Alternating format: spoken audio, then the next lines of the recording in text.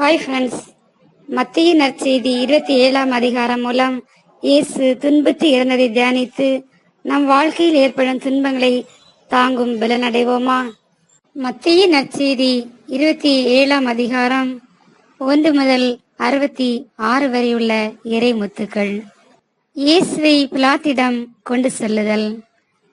பொழுது விடிந்ததும் தலைமை குருக்கள், மக்கள் மூப்பர்கள் யாவரும் இயேசுவை கொல்ல அவருக்கு எதிராக ஆலோசனை செய்தனர். அவரை கட்டி இழுத்து சென்று ஆளுநன் பிலாத்திடம் ஒப்புவித்தனர். யூதாசின் தற்கொலை. அதன்பின் இயேசு தண்டனை தீர்ப்பு அடைந்ததை கண்டபோது அவரை காட்டிக் கொடுத்த யூதாசு மனம் வருந்தி தலைமை குருக்களிடமும் மூப்பர்களிடமும் 30 வெள்ளிக்காசுகளையும் திருப்பி கொண்டு வந்து, பழி பாவமில்லாதவரை காட்டிக் கொடுத்து பாவம் செய்தேன் என்றான். அதற்கு அவர்கள், அதை பற்றி எங்களுக்கு என்ன, நீயே பார்த்துக்கொள் என்றார்கள். அதன் பின்பு அவன் அந்த வெள்ளிக்காசுகளை கோயிலில் எறிந்துவிட்டு புறப்பட்டு போய் தூக்கு போட்டு கொண்டான்.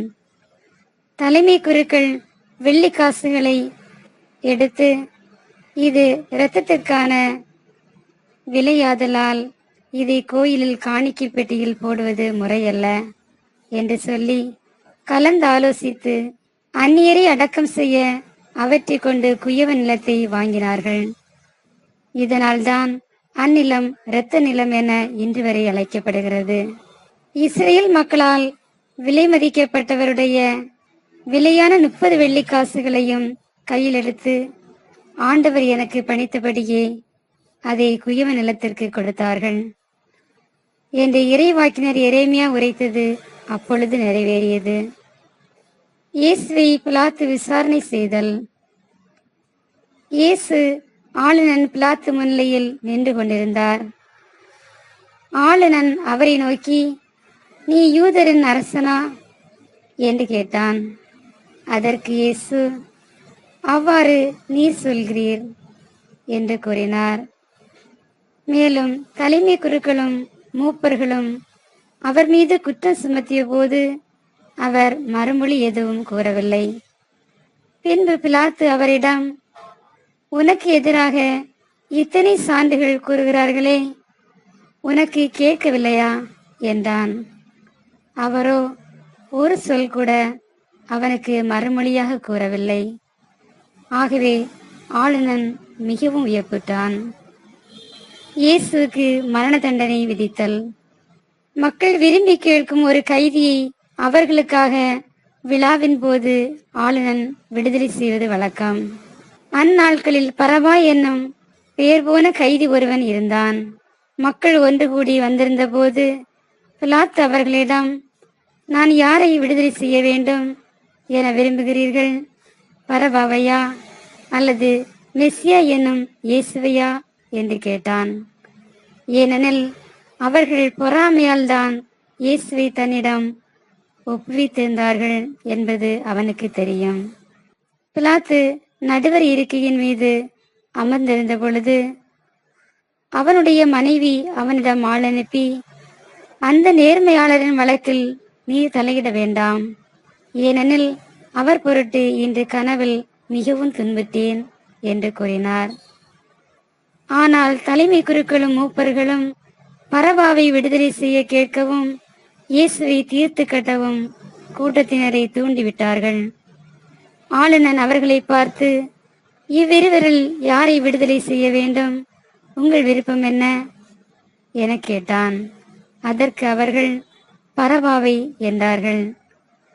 பிலாத்து அவர்களிடம், அப்படியானால் மெசியா எனும் இயேசுவை நான் என்ன செய்ய வேண்டும் என்று கேட்டான்.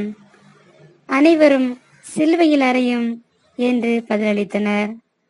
அதற்கு அவன், இவன் செய்த குற்றம் என்ன என்று கேட்டான். அவர்களோ, சிலுவையில் அறையும், சிலுவையில் அறையும் என்று இன்னும் உரக்க கத்தினார்கள். பிலாத்து தன் முயற்சியால் பயன் ஏதும் ஏற்படவில்லை, மாறாக கலகமே உருவாகிறது என்று கண்டு கூட்டத்தினரின் முன்னிலையில் தண்ணீரை எடுத்து, இவனது இரத்த பலியில் எனக்கு பங்கில்லை, நீங்களே பார்த்து கொள்ளுங்கள் என்று கூறி தன் கைகளை கழுவினான். அதற்கு மக்கள் அனைவரும், இவனுடைய இரத்தப்பழி எங்கள் மேலும் எங்கள் பிள்ளைகள் மேலும் விழட்டும் என்று பதில் கூறினர். அப்போது அவர் பரபாவை அவர் விருப்பத்திற்கு இணங்க விடுதலை செய்தான். இயேசுவை கசியால் அடித்து சிலுவையில் அறையுமாறு ஒப்புவித்தான். படை வீரர்கள் இயேசுவை ஏளனம் செய்தல். ஆளுநனின் படை வீரர் இயேசுவை ஆளுநன் மாளிகைக்கு கூட்டி சென்று அங்கிருந்த படைப்பிரிவினர் அனைவரையும் அவர் முன் ஒன்று கூட்டினார். அவருடைய ஆடைகளை உரிந்து கருஞ்சிவப்பு நிறமுள்ள தளர் அங்கியை அவருக்கு அணிவித்தனர். அவர்கள் ஒரு முள்முடி பின்னி அவரது தலையில் மேல் வைத்து அவருடைய வலக்கையில் ஒரு கோலை கொடுத்து அவர் முன் முழந்தாள் படியிட்டு, யூதரின் அரசரே வாழ்க என்று சொல்லி ஏளனம் செய்தனர். அவர் மேல் துப்பி அக்கோலை எடுத்து அவருடைய தலையில் அடித்தனர். அவரை ஏளனம் செய்த பின் அவர் மேல் இருந்த தளர் அங்கியை கலற்றிவிட்டு அவருடைய ஆடைகளை அணிவித்து அவரை சிலுவையில் அறைவதற்காக இழுத்து சென்றனர். இயேசுவை சிலுவையில் அறைதல். அவர்கள் வெளியே சென்றபோது சீரேன் ஊரை சேர்ந்த சீமோன் என்ற பெயருடைய ஒருவரை கண்டார்கள். இயேசுவின் சிலுவையை சுமக்கும்படி அவரை கட்டாயப்படுத்தினார்கள். மண்டையோட்டு இடம் என்று பொருள்படும் கொல்கதாவுக்கு வந்தார்கள். இயேசுவுக்கு கசப்பு கலந்த திராட்சை ரசத்தை குடிக்க கொடுத்தார்கள். அவர் அதை சுவை பார்த்த பின் குடிக்க விரும்பவில்லை. அவர்கள் அவரை சிலுவையில் அறைந்த பின்பு குலுக்கல் முறையில் அவருடைய ஆடைகளை பங்கிட்டு கொண்டார்கள். பின்பு அங்கே உட்கார்ந்து காவல் காத்தார்கள். அவரது தலைக்கு மேல் அவரது மரண தண்டனைக்கான காரணத்தை எழுதி வைத்தார்கள். அதில் இவன் யூதரின் அரசராகிய இயேசு என்று எழுதப்பட்டிருந்தது. அதன்பின் அவருடைய வலப்புறம் ஒருவனும் இடப்புறம் ஒருவனுமாக இரு கல்வர்களை அவருடன் சிலுவையில் அறைந்தார்கள். அவ்வழியே சென்றவர்கள் தங்கள் தலைகளை அசைத்து, கோயிலை இடித்து 3 நாளில் கட்டி எழுப்புவோனே, உன்னையே விடுவித்துக்கொள், நீ இறைமகன் என்றால் சிலுவையிலிருந்து இறங்கி வா என்று அவரை பழித்துரைத்தார்கள். அவ்வாறே தலைமை குருக்கள், மறைநூல் அறிஞர்களும் மூப்பர்களும் சேர்ந்து அவரை ஏளனம் செய்தனர். அவர்கள், பிறரை விடுவித்தான், தன்னையே விடுவிக்க இயலவில்லை. இவன் இஸ்ரேல் அரசனாம். இப்போது சிலுவையிலிருந்து இறங்கி வரட்டும், அப்பொழுது நாங்கள் இவனை நம்புவோம். கடவுளிடம் இவன் உறுதியான நம்பிக்கை கொண்டிருந்தானாம். அவர் விரும்பினால் இப்பொழுது இவனை விடுவிக்கட்டும், நான் இறைமகன் என்றானே என்று கூறினார்கள். அவ்வாறே அவரோடு சிலுவையில் அறையப்பட்டிருந்த காவலர்களும் அவரை இகழ்ந்தார்கள். இயேசு உயிர் விடுதல். நண்பகல் 12 மணி முதல் பிற்பகல் 3 மணி வரை நாடு முழுவதும் இருள் உண்டாயிற்று. 3 மணி அளவில் இயேசு, ஏலி ஏலி லெமா சப்தானி, அதாவது என் இறைவா என் இறைவா ஏன் என்னை கைவிட்டீர் என்று உரத்த குரலில் கத்தினார். அங்கே நின்று கொண்டிருந்தவர்களுள் சிலர் அதை கேட்டு, இவன் எலியாவை கூப்பிடுகிறான் என்றனர்.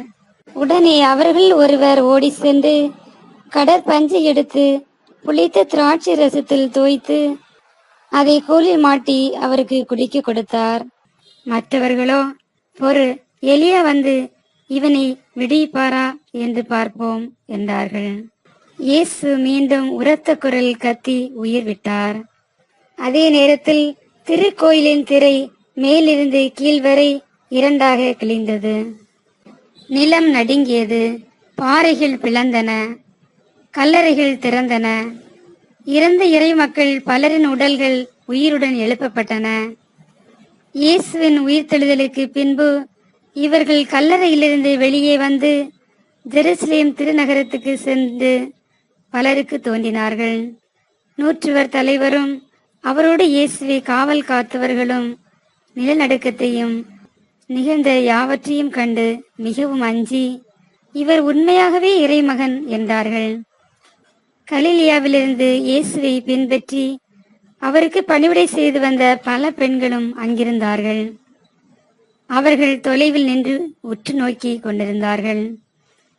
அவர்களிடையே மகதலா மரியாவும், யாக்கோபு, யோசேப்பு ஆகியோரின் தாய் மரியாவும், செபதேயின் மக்களுடைய தாயும் இருந்தார்கள். இயேசுவின் அடக்கம். மாலை வேளையானதும் அரிமத்தியா ஊரை சேர்ந்த யோசேப்பு என்னும் பெயர் கொண்ட செல்வர் ஒருவர் அங்கே வந்தார். அவரும் இயேசுவுக்கு சீடராய் இருந்தார். அவர் பிலாத்திடம் போய் இயேசுவின் உடலை கேட்டார். பிலாத்தும் அதை கொடுத்துவிட கட்டளையிட்டான். யோசேப்பு அவ்வுடலை பெற்று தூய்மையான மெல்லிய துணியால் சுற்றி தமக்கென பாறையில் வெட்டியிருந்த புதிய கல்லறையில் கொண்டு போய் வைத்தார். அதன் வாயிலில் ஒரு பெருங்கல்லை உருட்டி வைத்துவிட்டு போனார். அப்பொழுது மகதலா மரியாவும் வேறொரு மரியாவும் அங்கே கல்லறைக்கு எதிரே உட்கார்ந்திருந்தனர். கல்லறைக்கு காவல். மறுநாள், அதாவது ஆயத்த நாளுக்கு அடுத்த நாள், தலைமை குருக்களும் பரிசேயர்களும் பிலாத்திடம் கூடி வந்தார்கள். அவர்கள், ஐயா, அந்த எத்தன் உயிருடன் இருந்த பொழுது 3 நாட்களுக்கு பின்பு நான் உயிருடன் எழுப்பப்படுவேன் என்று சொன்னது எங்களுக்கு நினைவிருக்கிறது. ஆகையால் 3 நாள் வரை கல்லறையை கருத்தாய் காவல் செய்ய கட்டளையிடும். இல்லையெனில் அவருடைய சீடர்கள் ஒருவேளை வந்து அவன் உடலை திருடி சென்றுவிட்டு இறந்த அவர் உயிருடன் எழுப்பப்பட்டார் என்று மக்களிடம் சொல்ல நேரிடும். அப்பொழுது முந்தின ஏமாற்று வேலையை விட பிந்தினது மிகுந்த கேடு விளைவிக்கும் என்றனர். அதற்கு பிலாத்து அவர்களிடம், உங்களிடம் காவல் வீரர்கள் இருக்கிறார்கள், நீங்களே போய் உங்களுக்கு தெரிந்தபடி கருத்தாய் காவல் செய்யுங்கள் என்றார். அவர்கள் போய் கல்லறையை மூடியிருந்த கல்லுக்கு முத்திரையிட்டு காவல் வீரரை கொண்டு கருத்தாய் காவல் செய்ய ஏற்பாடு செய்தார்கள்.